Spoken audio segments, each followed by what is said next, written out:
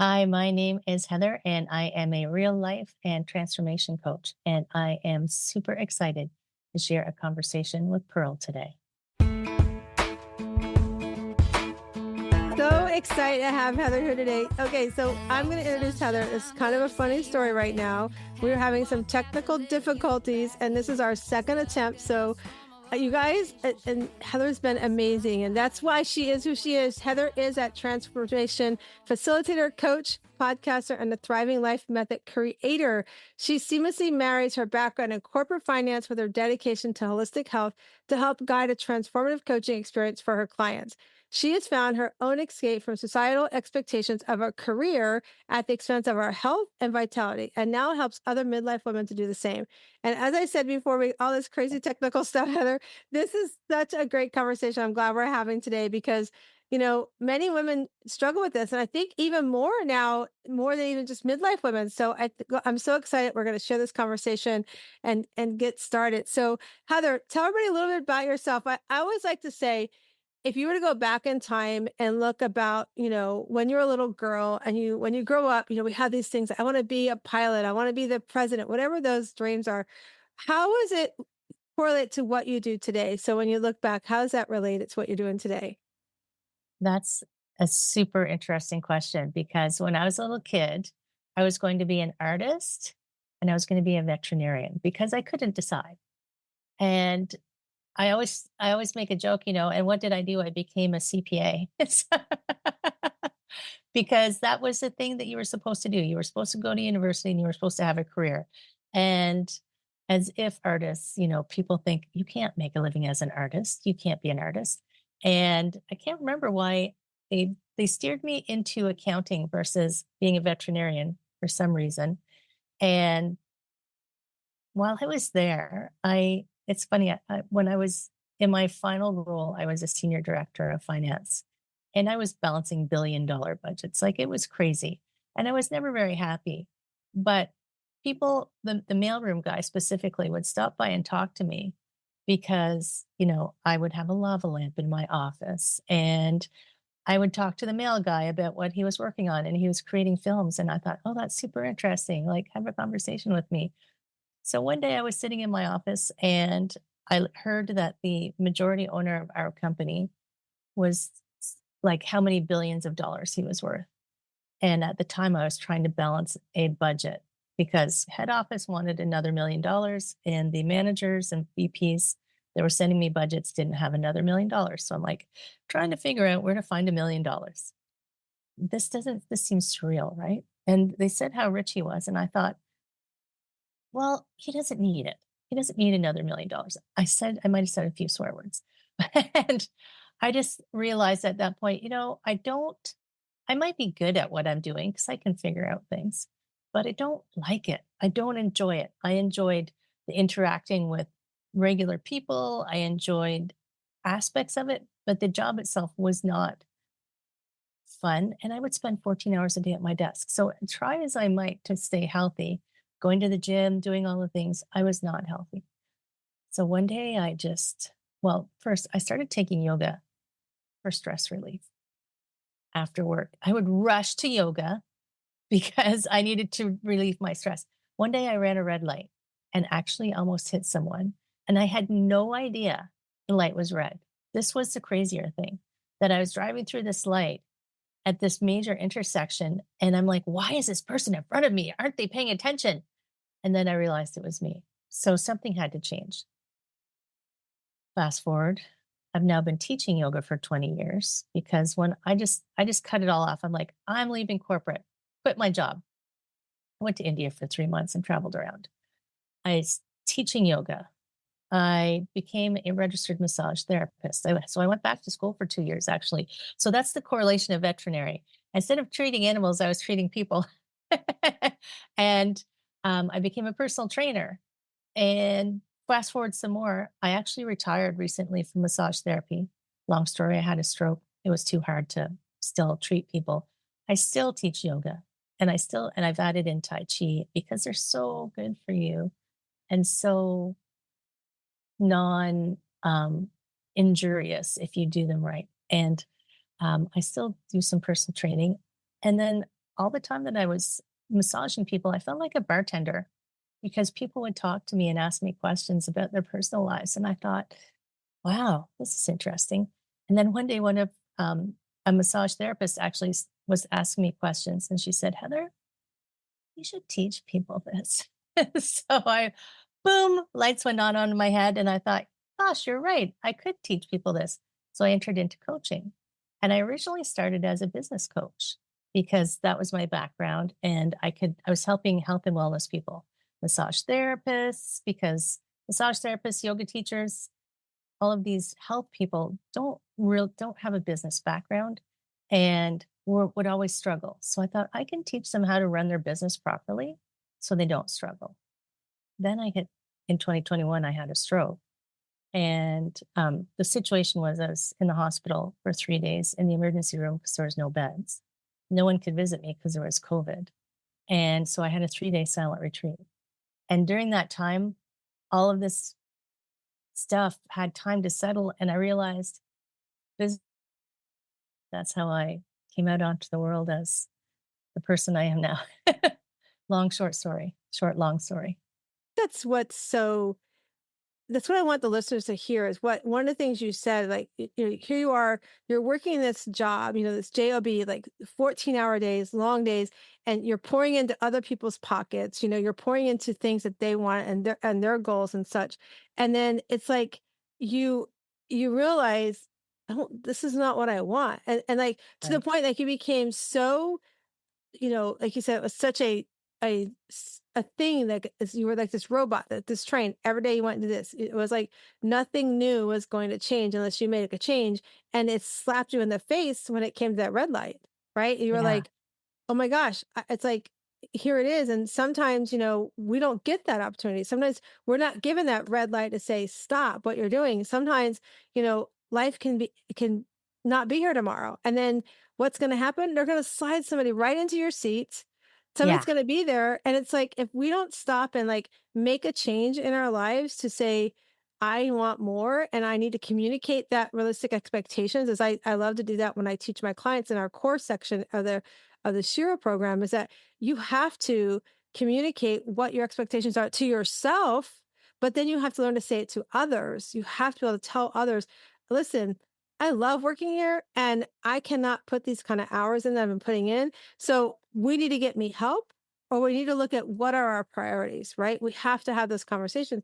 And oftentimes people are afraid, especially women are afraid to have those conversations because they're afraid I'm going to lose my job. They're not going to think I'm valuable or all these negatives, judging saboteur thoughts come in our head. And if we don't do and make a radical change, we're never going to have time for me. We're never going to say yes to me and no to others because we're going to not only do that at our job, at our professional career, or even in our businesses. Sometimes we find ourselves working so much in our business that we forget to take the time out and step away so that we can really be present the way we want to be in our businesses. And so it's important. It's important to learn that lesson that we're talking about today with you, Heather. So the listeners that are hearing this, I hope they're taking notes. Like, what are your priorities? Like, what are those things that you want to do that you're not doing right now because you're giving to somebody else so much, or you're giving to your career so much, or you're giving to your business too much? And where do you have to start setting your boundaries? I always say, I have a cousin that's going through some major changes in her life. And I'm like, she's talking about changing X, Y, Z. I'm like, don't do them all at one time. Pick one thing. What's the most important thing? And then from there, let's work with that one thing and help you get there. Because if you do too many things at one time, you're not going to accomplish one because you're going to always feel like you're juggling, right?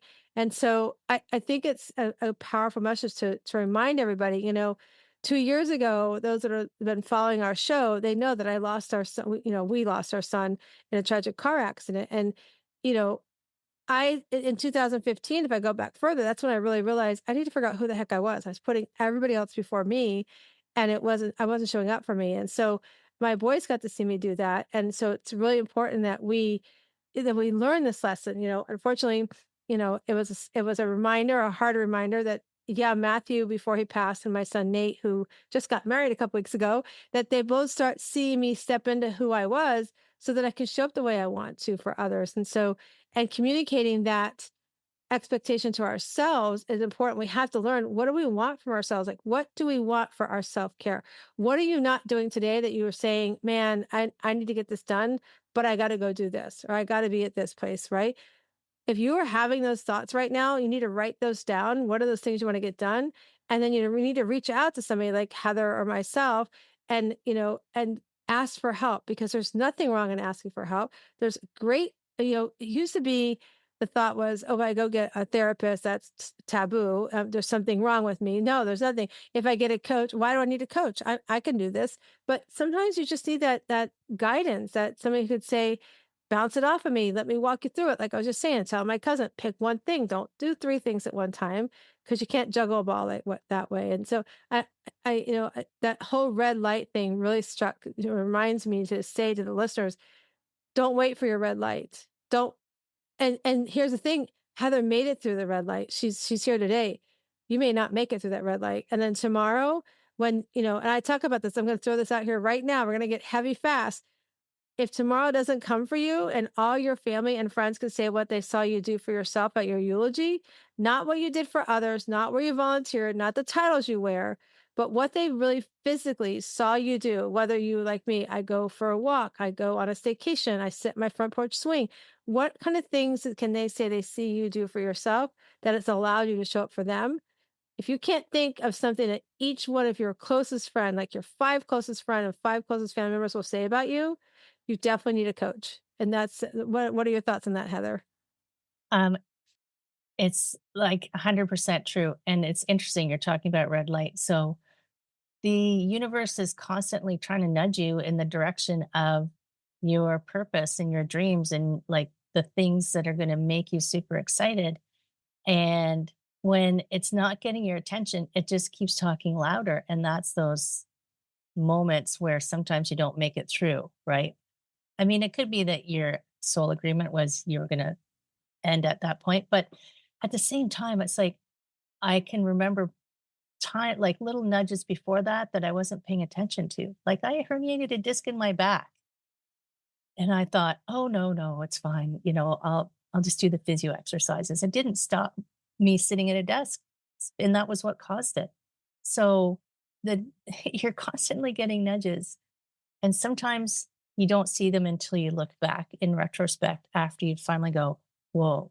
But it's true. If you aren't taking stock of what makes you happy, because we spend most of our lives trying to make sure that everybody around us, this is women especially, you know, trying to make sure you don't upset your parents, and then you have a boyfriend and you're trying to, and you're keeping everybody happy, you're keeping your kids happy. I've seen moms who are not sleeping because their 6-year old still isn't sleeping through the night and they keep bringing her into the bed. I'm like, okay, well, how does that helping you? I mean, even your relationships. So there's lots of reasons why people do these things. But if you're not, there's a coach that I talked to. She said, if you're not filling your own cup, and she said, not fill it up to pour it into someone else, but fill it up so it's overflowing. Was that you, Pearl, who said that? So it's overflowing, so that you have the overflow helps other people. You stay full the whole time. And I think if you think about the difference between advocating for yourself, advocating for yourself as a woman, what popped in my head was, oh, women nag so much. Oh my God, they're always complaining. Where men, oh, he's very authoritative and says what he thinks. He's a man's man. Like, what? That's bull, friends. Like, but there's ways to do it. And I think sometimes the approach for women is because they don't feel confident in saying it, it doesn't come across as I'm asking because this is important. It's like, is it okay if I ask for this? Like it's the energy behind it. And I don't know if you've read Mark Manson's book, The Subtle Art of Not Giving an F. He says, it's okay to say no and it's okay to ask for what you want, but don't be a jerk. So stand in your shoes, realize that you're the only person who's here for you your whole life. And if you don't speak for yourself and go after the things that you want for yourself, no one else is going to do it for you. So you just end up in this crappy place, potentially, unless you stumble into your perfect life. You could end up in a crappy place and be unhappy and then get to the end and go, wow, I should have, right? Yeah, I love one of the things I always tell my clients when I work with them is life is not a remote. You can't rewind it, right? So you can't go back and oh, I should have. Oh, let me go do it. No, you can't. It's not going to happen. And it's so like you said, like that red light. I just keep thinking the red light moments. Like, what's your red light moment? And really like you said about the book, it's like stand in that no. Don't be like oh, and when you ask for something, don't be like well, maybe you can help me do this. No, if you need it, be like, hey, this is what I'm working on and I need help. Whether it's something at home, whether it's something, at the office, whatever that is. I remember when I start really stepping into becoming who I am today, stepping into that, I need to start saying no and showing up for me. I had to communicate that at home first, right? I had to tell my Yeah. kids, I'm not always going to be available for everything. I'm going to go in the room, I'm going to go read a book, or I might take a bath. And unless the house is on fire, your dad's home. If you got to go to the hospital, he'll take you, he'll call me. Right. So, to that extreme, I had to like be really communicated. And the thing is like that was teaching them boundaries as well as setting boundaries for myself. And like you're saying, self-care can be micro moments. Just like you said, it could be even moments with your loved ones. Self-care is also sitting down watching a movie with your spouse or sitting down and watching a silly cartoon with your kids. I mean, the old Barney movies that shows, I remember watching those sometimes with my kids, that stupid purple dinosaur. But, so those kind of things, those are moments. And the thing is like, if you do have kids or a significant other, you can create moments with them. Like I used to go and my oldest played football. So we used to go get mani pedis together. And I'm telling you, our nail tech, she would laugh at our conversations because we would talk about everything from girlfriends to sex to the football games, whatever, we'd have great conversations. And that's what you're doing is you're setting up the self-care for you. But if you've got littles or you've got others that you care about, that maybe they're also not doing self-care. So maybe invite them along with you to go a nail, go to the movies, whatever that is, and engage in conversations about what's going on with them. Ask them because the other part that leads to this is that especially as you get to midlife, you look back and you're like, oh my gosh, I mean, I just turned 60 2 weeks ago. I don't feel like I'm 60 at all, and it's like, and I feel like I don't even look like it, but that's just who I say. But the thing is like when you step into what you believe and manifest, and that's what can happen as we hit that midlife, that's when women start looking back going, "Oh, what have I done?" Right? Where if we can my whole thing with like the show is that hopefully those that are, not hit midlife yet, the younger you, that you start having a conversation with yourself going, "Hey, I heard Heather and Pearl talking today about I need to start doing something for me and I don't need to wait till my kids are older." Your kids, your littles, even if they're 6 months old, you can still do stuff for yourself. You can create those boundaries in those moments because, the thing that I don't like is the word stay-at-home mom, because I'm like, "You're not a stay-at-home mom." When I work with my clients, I go, "You're a CEO mom." Let's just understand the 4 walls where you are living at, that's your business. You're running a business, you're getting kids off to school, so you're getting them off to a meeting, you're getting a spouse off to work, you're helping them make a meeting, you're doing laundry. That's a task you're doing to run that household. So I'm like, "You're a CEO mom, so stop calling yourself a stay-at-home mom because I don't think you're staying home all day and eating bonbons and watching soap operas anymore. We're way too busy today to be doing that, right?" And so I tell them, so therefore, those people that are in the house, and I remember why I penned that CEO mom because of my sister-in-law, Melissa. I was visiting her and my brother, and my nephew was, I don't know, 4 or 5 years old, and she's like, "Come on, we're going upstairs. Sean's gonna put his clothes away. Let's go chat while he does that." I'm like going, "He's gonna do what?" So she's like, "Yeah, he's gonna put his clothes away. It's not gonna be perfect, but the act of doing, he's learning." I'm like, I love that. And that's where I came up. I go, you're giving tasks, you're giving your employees slash children the art of learning to do something. And so it's really important, especially if you are that CEO mom, whether you are at home during the day and don't go to a professional career, or you are that professional woman or dad who's running both, home and work, you still have roles of people in that house that can play a role in what's happening in the home. And so we don't have to do it all anymore. And I think that also goes back to generational stuff. Like I said, I'm 60. So generationally,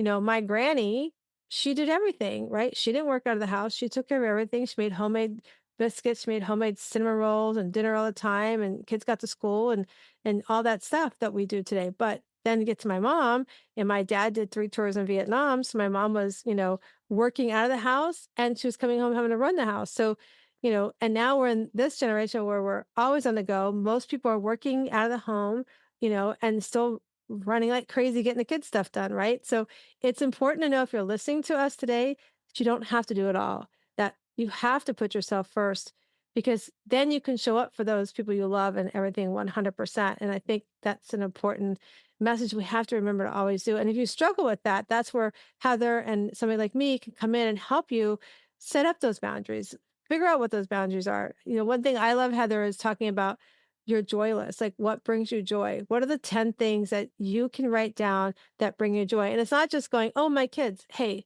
my kids bring me joy, but sometimes they bring me stress too, right? So what about your kids bring you joy, right? Like really delve deep into it. Like, what about what you do brings you joy? And once you do that and you start working on the things that bring you joy, then you can start doing that not to do list. They stop letting other people break my boundaries, stop giving myself self sabotaging thoughts. And so those are things that I know that I love working on. But Heather, tell us what are some of the things that when you work with your clients, what do you see some of the big challenges when they start stepping into putting themselves first, start stepping into this self-care journey?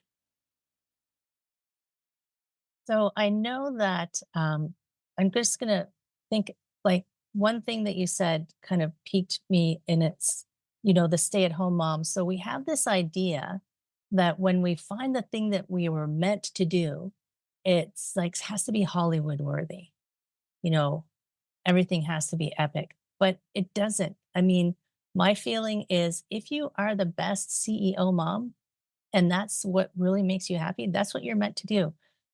If you're make an epic garden, that's what you're meant to do. I mean, it doesn't have to be something that you're going to have a million followers on Instagram. That's a false fame and a false reason for being. I want people to feel like the thing that lights them up, don't diminish it. If it makes you happy, then it makes you happy. And it doesn't matter if people think it's important or not, because it is important because it makes you happy.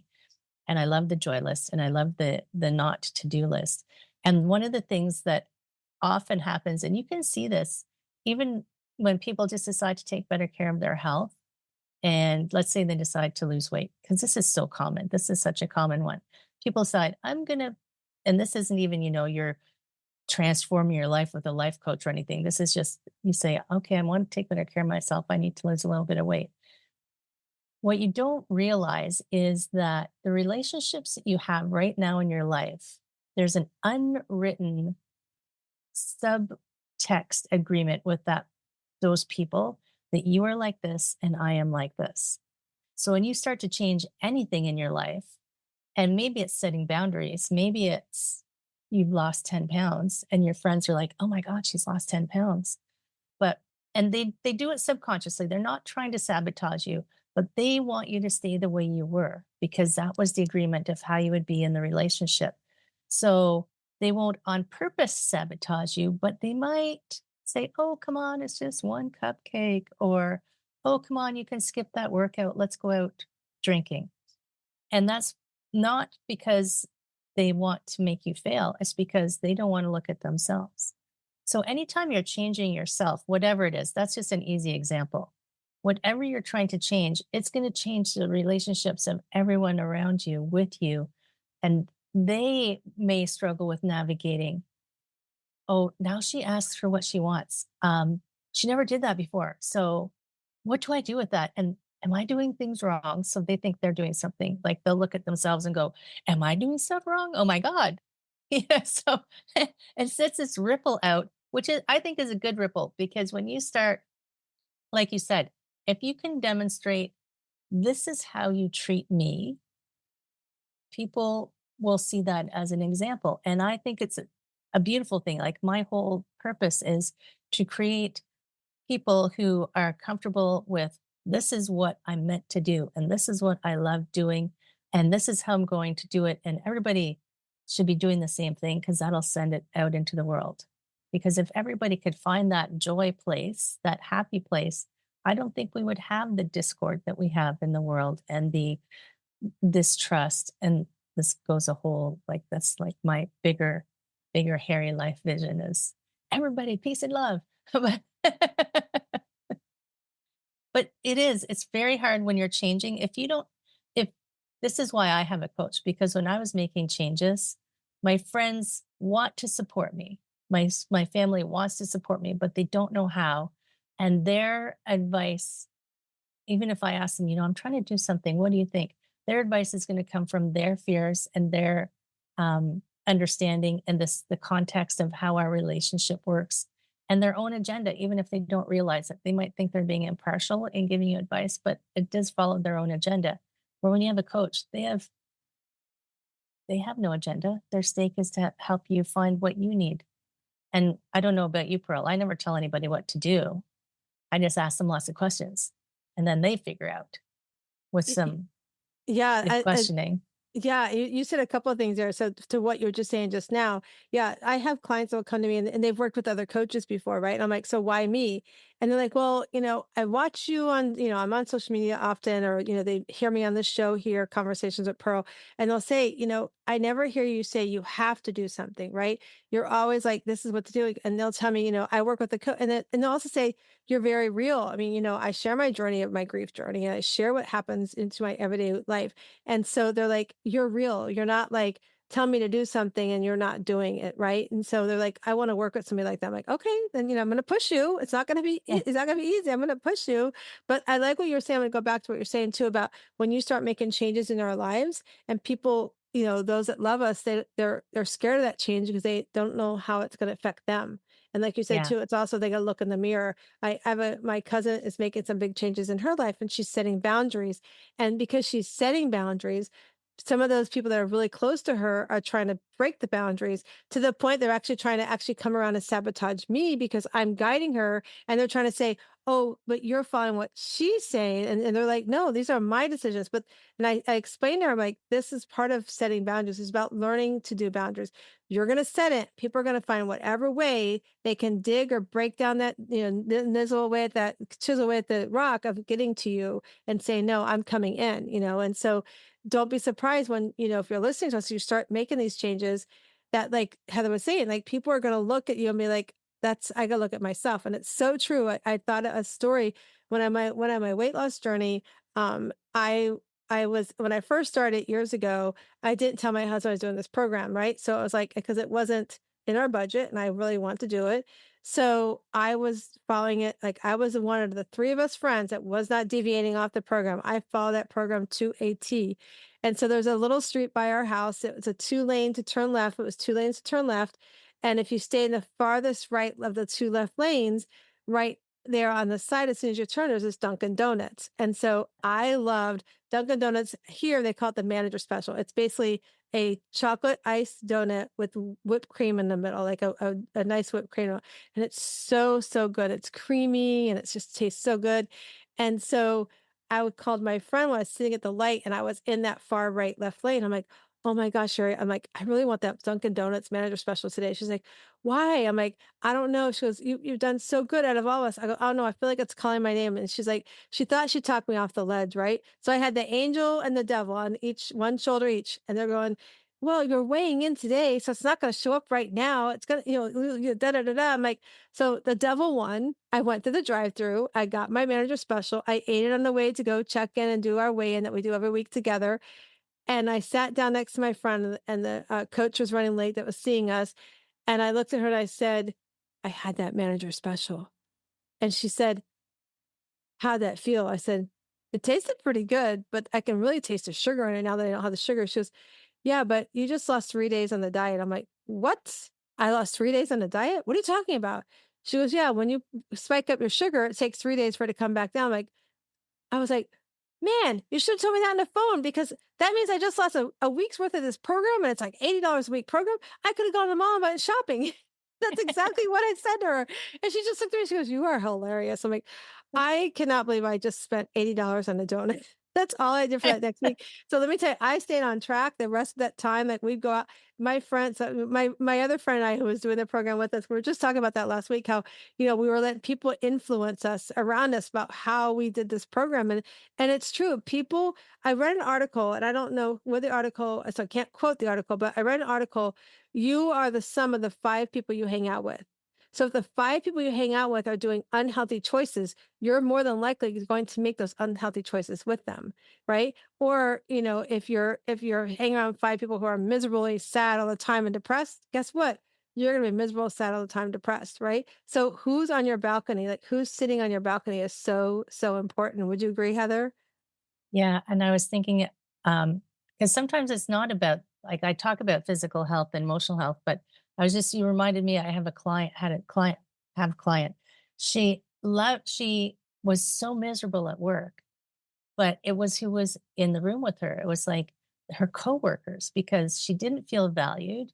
She felt like she was being undermined. She felt like she wasn't being listened to, and that she was working so hard for these people and she was solving their problems, but they weren't giving her any credit for it. And we were trying to, because she was actually came to me because she was like, I'm super unhealthy. I want to, get healthier.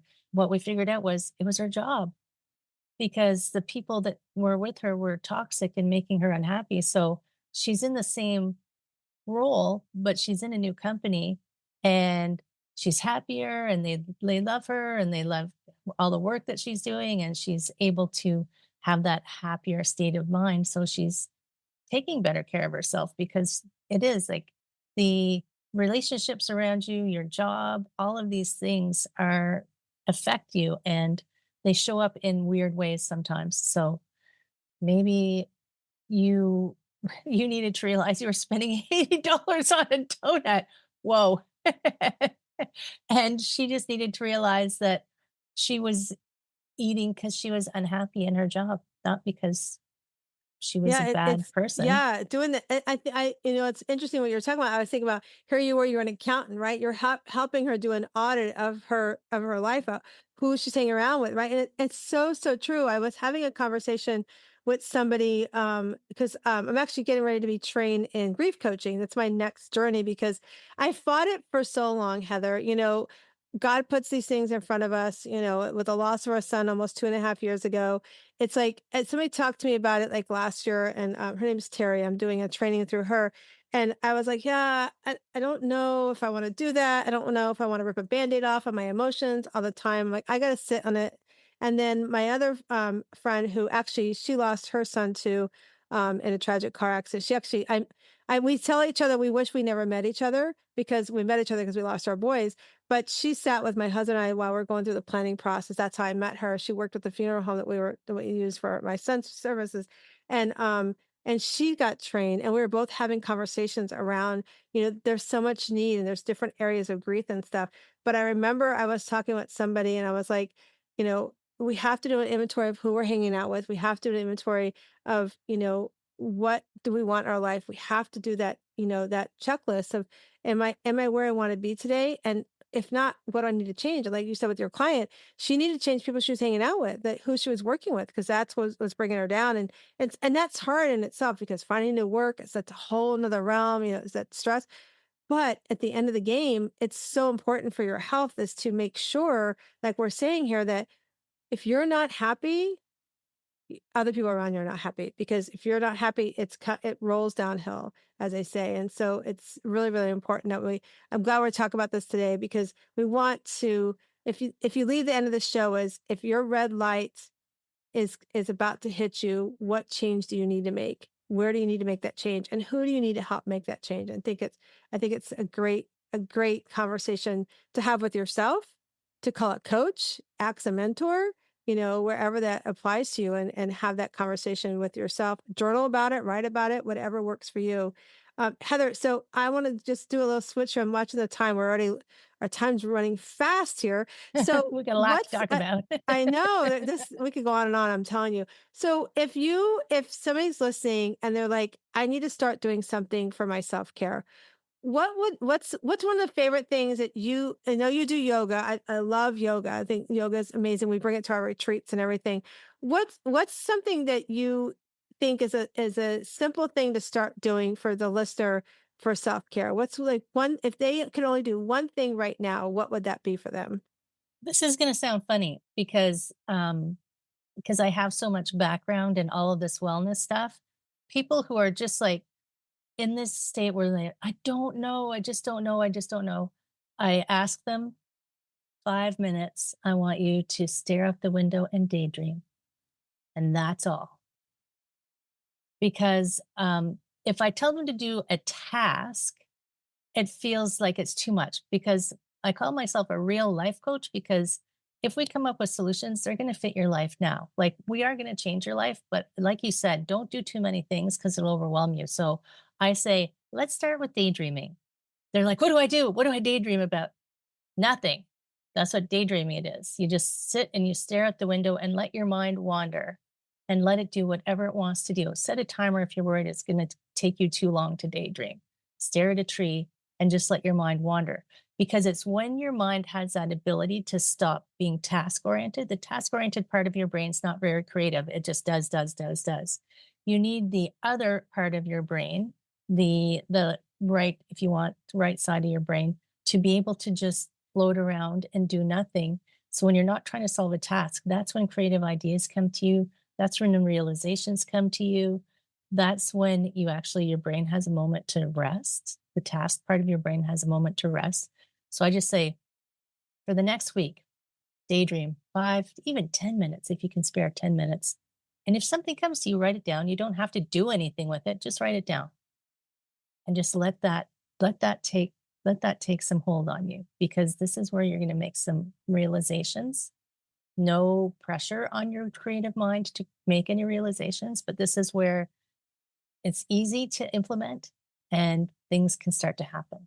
I love that daydreaming. So you guys heard it here. If you're going to do one thing, just go daydream. I mean, how many of us do that? Sometimes we just stare off at our phones or something. How about put all that down and just go look out the window, like Heather said, and just do some daydreaming. I think that's such great advice. I love that. Sadly, I think a lot of our daydreaming time is now scrolling. So don't scroll. Put the Yeah, phone don't away. scroll. Yeah. So Heather, tell everybody how they can reach out to you and find you. I know you have a show, and I think do you have a freebie too you want to share with anybody?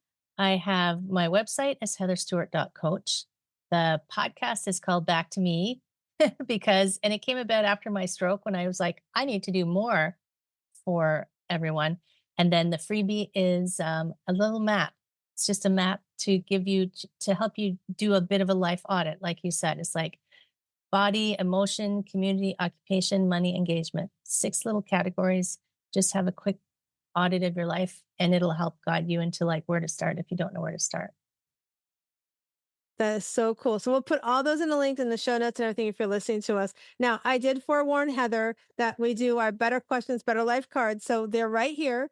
I'm going to shuffle Mhm. them. If you guys are listening for the first time, these are cards that my friend Carol Gill and her friend Diane Allen put together. They're called Better Questions, Better Life.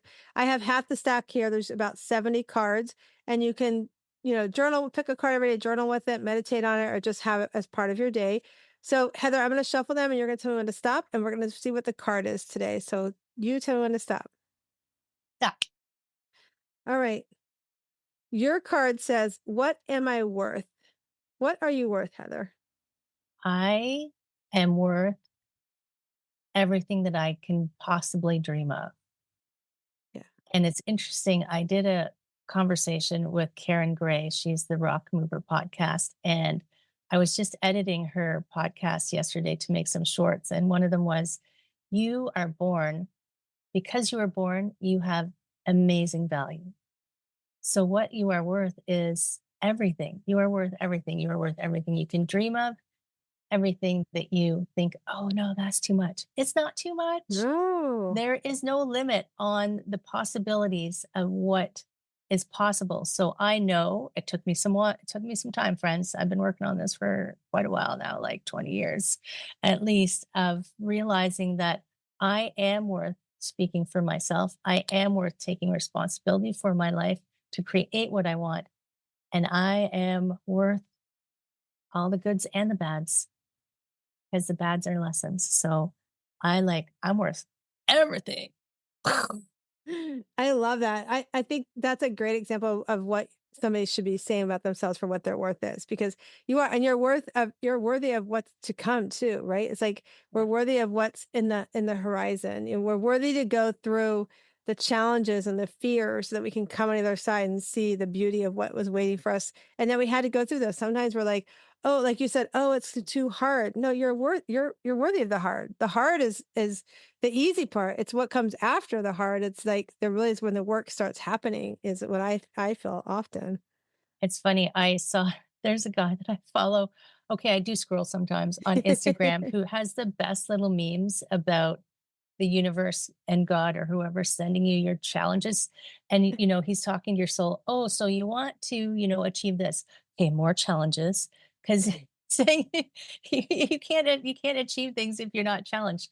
So if you are blessed with challenges, yeah, own it I and love step up. it. And when you come to the other side, you'll go, I'm at the top of the mountain. It's like, I love that. That's one of the reasons why I love doing it. So every year we just finished our 8th annual pajama retreat in September. Our next one's coming up next year. So it's a 4-day retreat, no makeup. You're in your PJs or yoga pants all weekend long. You can let your tatas hang loose, we tell everybody, and then just have a lot of fun. And the thing is, people ask me, why do you do no makeup? And I always say, because we can get to the true you. We can start really working on what's inside, because sometimes we put makeup on, it's just to cover up what we're feeling and our what the emotions are that we're having at the moment.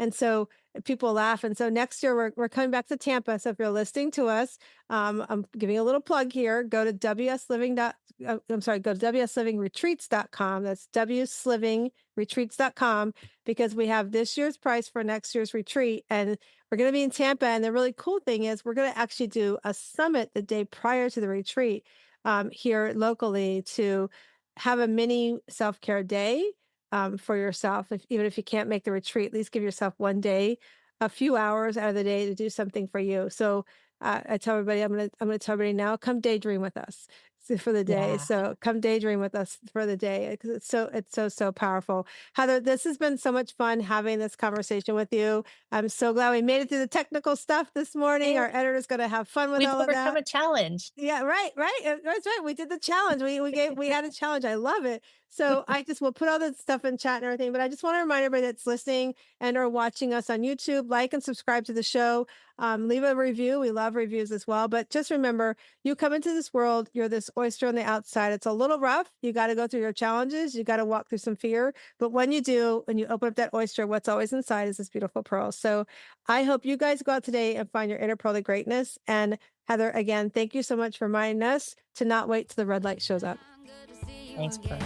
Had to walk out.